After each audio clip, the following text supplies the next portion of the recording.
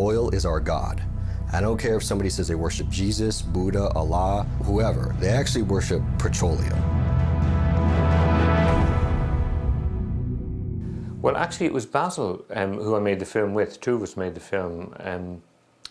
And he read about peak oil about 5 years ago, strangely enough in a briefing paper from a Sydney-based hedge fund.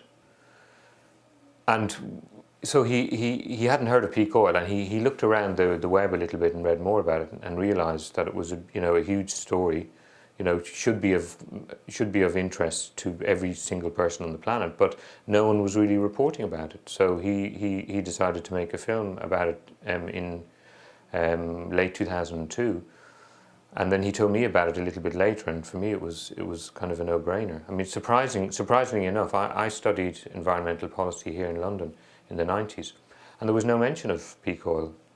I mean, at that time prices were really low, and climate change was kind of the big environmental issue then, and it's remained so until today. It's all non-renewable, and it's probably the most invaluable raw natural resource we've ever discovered. Well, everybody in the film knows about peak oil, but actually, as Roscoe Bartlett says in the film, in the US, for instance, not 1 in 100 of the people in our country have any inkling of the potential problem that we're facing. So we enter an entirely new world of quite unbelievable dimensions, and yet it's only a few years away. Politicians perhaps know about it, people in the financial community know about it, but the general public don't, which is one of the reasons why we decided to make this film. The steps that you would take to address it would mean probably slowing down the economy, and that's something that's kind of unpalatable for them. It's very difficult for politicians to prepare for a crisis that's coming. It's much easier for them to react to one once it's happened, and they're not going to point the finger. They're not going to point out a crisis unless they have a solution, because then they're probably going to lose the next election. While we were making the film, we heard about this global warming film that was being made in the States, and this was going to be a component of our film, and we decided, well, let's keep it simple, and let's just stick to the story of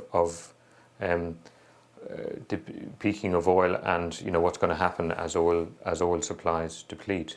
And certainly we did show the local environmental effects of oil production in places like Azerbaijan and Venezuela. Horrific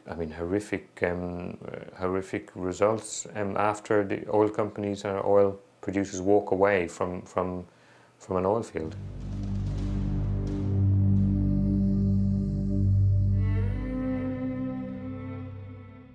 Solar energy is our big hope, I would say, and we really need to throw time and money and the best brains in the business at solar energy, because we haven't even begun to tap its potential. But in showing where we stood with renewable energy technologies and with modern technologies in the film, and showing how little they would be able to replace oil, the message is, well, we need to reduce our energy consumption and our oil consumption massively, and we need to hang on to as much oil as we can for as long as we can, for the things, to use it for the things that can't be replaced, like growing food, for instance. Have any inkling of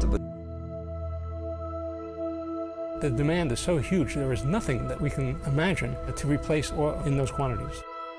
I think everybody has to sort of play their part in this, and in the last 1 or 2 generations, we've all become, certainly in the most developed countries, we've all become these passive consumers, uber consumers, where we're just consuming at unprecedented levels, and we have to change ourselves to being more active and responsible citizens, take responsibility for our actions, and reduce our energy consumption massively.